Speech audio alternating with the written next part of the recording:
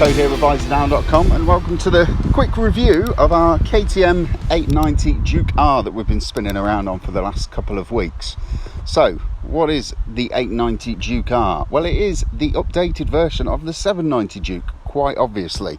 And the R signifies that this is the more adjustable, the more exotic, and the better than the standard non-R model. Really big changes for this year. Obviously it's gone up from 790 to 890, well actually 899cc. It's still an 8 valve parallel twin engine, and it is now producing around about 120 bhp. I think it's 119 exactly, but it's about 16 more than the old 790 Duke. I rode the 790, rode them a few times, and on a WP suspension test was the last time I rode a 790. And I always thought it was just completely bonkers and not very refined in a few different ways. It's a great bike, don't get me wrong. It's got bags of attitude, and it's got tons and tons of neck straining torque and power, and it just is a real fun bike to ride. But with that, you have to sort of couple it with a little bit of refinement. You've got to have a modicum of refinement in there, otherwise people are just going to get fed up, and that was the one thing that I think sort of let that bike down. Completely changed it for this year. This engine is much more refined. It's still got all of that quirkiness and all of that KTM excitability, like a little excitable little puppy that just wants to go out and play all the time. It's still got all of that, but it has got refinement. And the gear shift on this thing, which was a bit of an issue for the 790 Dukes, is absolutely fine as well. Quick shifter works faultlessly. Just going to go through some quick high-level specs of it. So it's £10,399 for this middleweight Super Scalpel, and if you are looking at getting one, do get down to your nearest KTM dealer, because they have got some post-COVID deals going on where you can get money off at the dealer, etc. So we've got a 15.4 litre tank, which doesn't seem very big, but it actually takes quite a while to get through it. It's actually fairly frugal, although it's difficult to tell because the menus on the dash are a little bit tricky to get to the MPG settings. And as this is the R model, we have got top spec WP Apex suspension, which is fully adjustable, 43mm forks, and we've got a single rear shock as well, which is absolutely fully adjustable. So while I'm talking about the suspension, we may as well just move on to the handling of the bike. They pitched this bike as the Super Scalpel in all the marketing bump. It was being ridden on track by people like Jeremy McWilliams and sliding the back end into corners and all sorts of crazy stuff. And it is a lot like that to ride it on the road, to be honest with you. It looks quite long. And the forks look quite raked out, but don't let that fool you. It's really very quick to turn. It can get unsettled, not through any fault of the suspension, just because it's so bloody quick, and you end up barreling into corners much faster than you actually wanted to or need to. And it does like to shake its head under braking a little bit and under acceleration. But once you get it into a corner, it actually holds the line really well, and it's actually quite composed. I mean, WP suspension is top spec stuff, so you would expect that. Another thing that I like about this bike are these Michelin Power Sport Cup Sport tyres. They are basically a slick tyre with the minimum amount of grip that you are allowed by law to make a road legal tyre, but they offer so much grip. I would not like to ride to work on a cold, wet winter's morning on them, because quite frankly they look a little bit scary.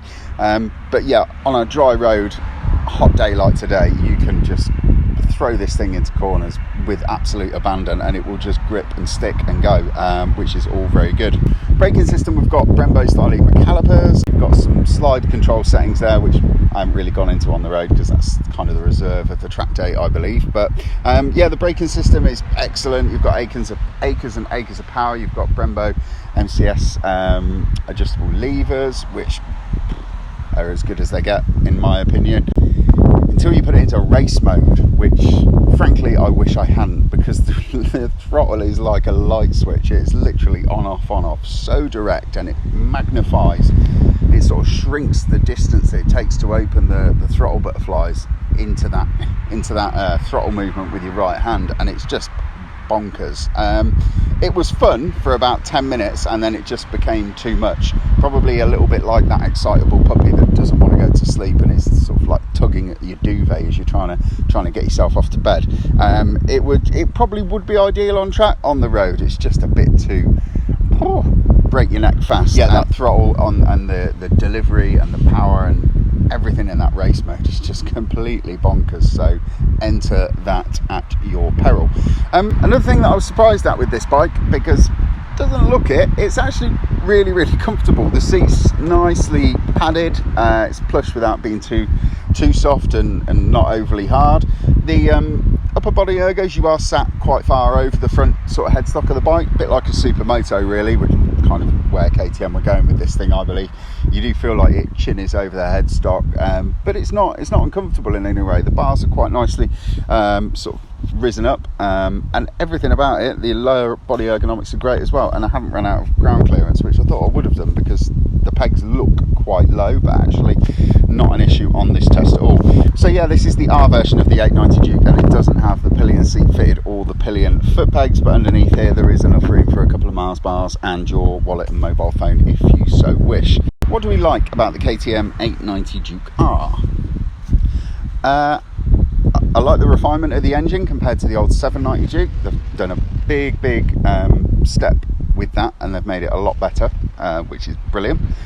I love the handling of it. It's a great bike to go trucking down a twisty B road on a sunny day like it is today. I really do wish we could have taken it on track, but time and tide were against us on that front, which is a bit of a shame because I reckon this would be an absolute weapon on track. Obviously you're going to get eaten up by thousands down the straights. They're all going to go tearing off in the distance, but took it somewhere like Cadwell, they'd be holding you up around the corners because it's just so good in the corners. It's just frustrating that KTM don't stick a fairing on it and do an RC 890. And the final thing that I really like about this bike is just its playfulness, and it's just always up for a bit of a giggle. And motorcycles are, well, I think they're all about having fun. They're all to put a smile on your face, and this bike definitely does that. It is you drive at smiles per hour, I think I'll say, on this one, because it never fails to bring a smirk to my chops. What don't we like about the KTM 890 Duke R? The dash can be a little bit tricky to read. In direct sunlight it's non-adjustable, and if you get a big reflection off it you can't really see what's going on there, which is a bit of a bummer. I don't like this tail tidy thing. I think it looks like the mudguard off a MAN articulated lorry from about 1984. I don't know why it needs all this plastic either side of it. Get rid of it. And to be honest, that rear light cluster is a little bit awkward looking. I think we probably could have done a little bit better with that.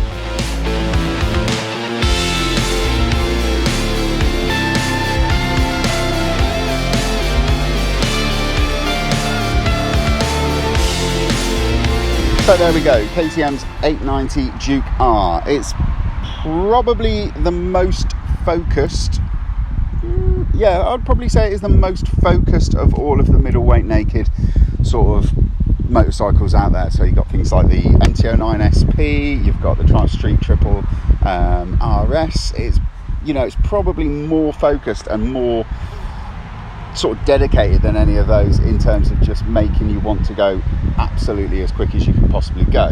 It's not as refined as either of them though, but then again it's KTM, and KTM aren't really into making refined bikes as we know them. But that said, it is still a phenomenal little motorcycle, and everything from the exhaust note and the pops and the bangs on the upshifts and the downshifts to the brutality of the quick shifter when it comes in, it's about as finessed as a rhino that's been spiked with amphetamines. But that's it. It's bonkersly brilliant, and I can't help but like it for that. If you like that video, please don't forget to hit like, subscribe and the notification bell so that you can stay up to date with all of our latest videos. For all the latest news, reviews and motorcycle features, please get over to Visordown.com. Thanks folks.